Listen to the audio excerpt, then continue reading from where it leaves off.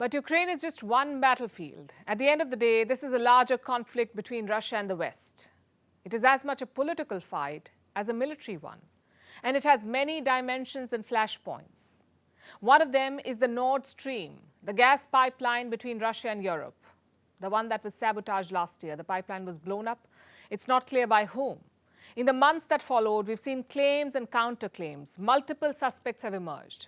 Pro-Ukrainian groups, the United States of America, Russia, they've all been blamed. Yet we do not know who did it. And now there is fresh evidence to add to the confusion, courtesy Denmark.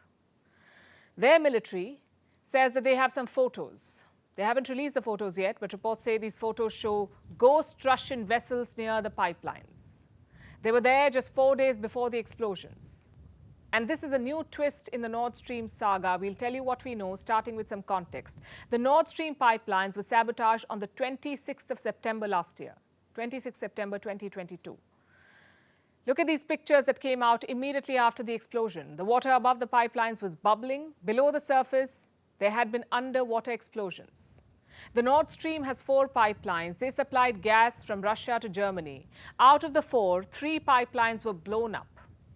And these were powerful explosions.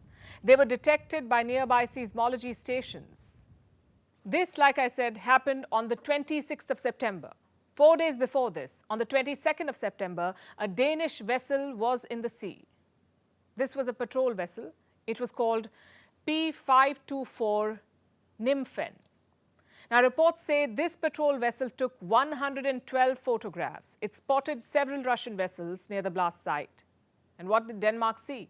Apparently, there was a unique Russian vessel here. It was called the SS-750. And the presence of this vessel raised suspicions because this vessel can be equipped with a small submarine. Apparently, Denmark has 26 photographs of this specific Russian ship. And there's more. This comes from Nordic public broadcasters. Apparently, there are 3 Russian ships near the sites. There were 3 Russian ships near the blast sites. Reports say these were special ships and they could perform underwater operations. The vessels sailed with their position transmitters off, but their movements were being tracked. How? By radio communications from Russian naval bases. I know what you're thinking. The story just keeps getting murkier. I'll try and declutter it. Was this the first time that Russian ships were in these waters? Certainly not. Russian maritime activity is not unusual in the Baltic Sea. They conduct patrols and military exercises all the time. Russia has economic interests in the region. So it's not rare to find Russian ships here. What about Denmark's evidence? Well, the photographs are hardly a smoking gun. They are at best circumstantial evidence. And they're not even out in the public domain, so it's hard to make an assessment. Multiple probes are underway to ascertain what really happened to the Nord Stream pipeline. Different players are approaching this from different angles. Russia blames the West. The US is looking into the Ukrainian angle. They claim that pro-Ukrainian groups were responsible. Germany is conducting its own investigation. It is focused on a yacht. It's called Andromeda.